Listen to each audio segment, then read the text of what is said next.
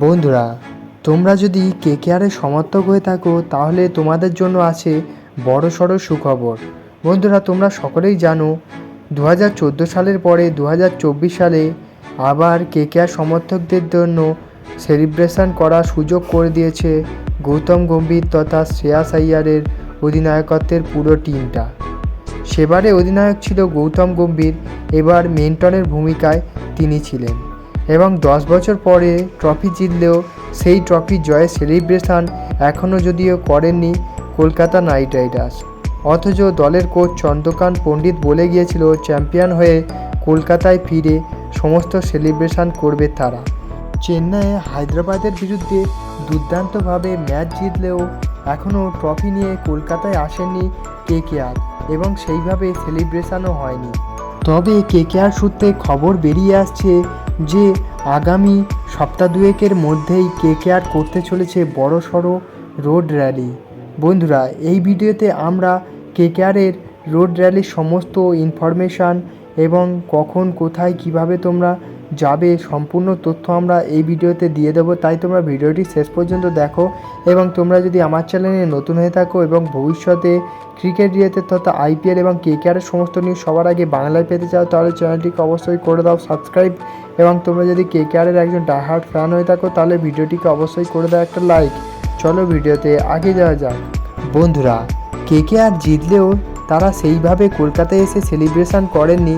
তার মুখ্য কারণটি হলো 2024-এর টি-20 বিশ্বকাপ, যেখানে আইপিএল শেষ হওয়ার কিছুদিন পরেই বিশ্বকাপ শুরু হয়ে গিয়েছিল এবং কলকাতার মেন প্লেয়ার যেমন রিঙ্কু সিং, মিচেল স্টার্ক এবং ফিল শর্ট, আন্দ্রে রাসেলরা দল ছেড়ে চলে গিয়েছিল।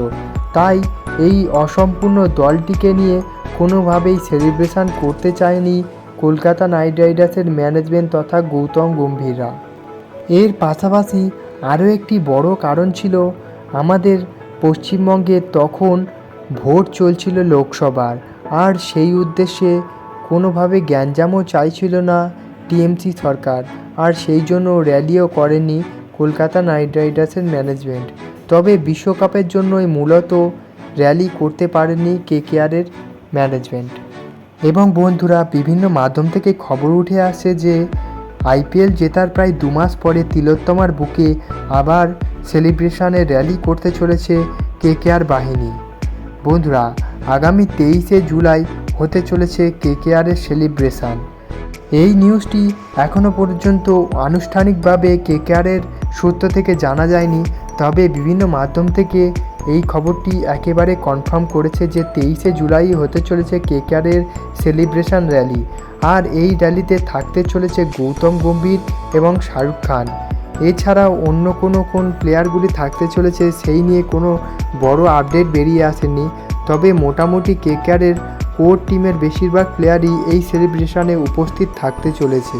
বন্ধুরা, আমাদের মতো কেকেআরের ডাইহার্ড ফ্যানদের জন্য এই নিউজটি সত্যিই খুব আনন্দের। বন্ধুরা, আমি তো যাচ্ছি 23শে জুলাই কেকেআরের র্যালিতে সমর্থন করতে। বন্ধুরা, তোমাদের মধ্যে কে 23শে জুলাই ওখানে উপস্থিত থাকতে চলেছো তোমরা সেটা কমেন্টে জানাতে পারো।